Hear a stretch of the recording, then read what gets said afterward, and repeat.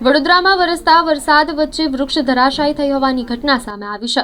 Raopura GPO road નજીકની આ ઘટના છે, જ્યાં વૃક્ષ ધરાશાયી થતા 4 વાહનો અને લારી ગલ્લા દબાયા હોવાનું સામે આવ્યું છે, જ્યારે એકની સામાન્ય ઈજા પહોંચી છે। જીપીઓ રોડ નજીક આ વૃક્ષ ધરાશાયી થઈ હોવાની ઘટના બનતા વાહન ચાલકોની મુશ્કેલીઓ વધી છે, કારણ કે આ વિસ્તારનો ટ્રાફિક બંધ કરાયો હતો। વડોદરામાં વરસતા વરસાદ વચ્ચે વૃક્ષ ધરાશાયી થઈ હોવાની ઘટના બની હતી।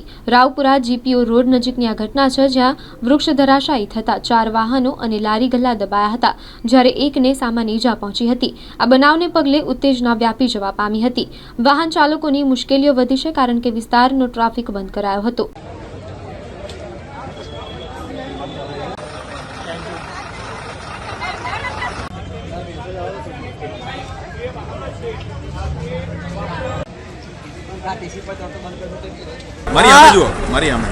આ રોડ છે, ખાડીવાળો રોડ છે, જીપીઓની સામે છે, મારી ચાની લારી છે, એમને કાયદેસર મેં એપ્લિકેશન ગયા વર્ષે જ્યારે પાણી ભરાયું હતું ત્યારે આપેલી, તે છતાં भी એમનો ઉપયોગ કર્યો નથી આ લોકોને।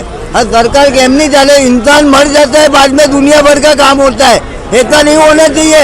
जो भी रिएक्शन है पब्लिक बोलती है उसका काम करना चाहिए, लेकिन फिर सरकार कोई काम की नहीं है। झाड़ जोखमी हम पड़ी जाएगा, हम मर जाएगा, पर सरकार को कोई परेशान नहीं है। શું નામ તમારું? મારું નામ સતીશ રાણા। વડોદરા ફાયર બ્રિગેડને મેસેજ મળ્યો હતો, પોસ્ટ ઓફિસ પાસે એક ઝાડ પડેલ છે, એટલે તેમાં એક વ્યક્તિ ફસાયેલો હતો, તો તેને તાત્કાલિક સાયકલ પર સવાર હતો, તેમને કાઢી લીધેલ છે અને કોઈ એટલી એમને ઈજા નથી પહોંચી।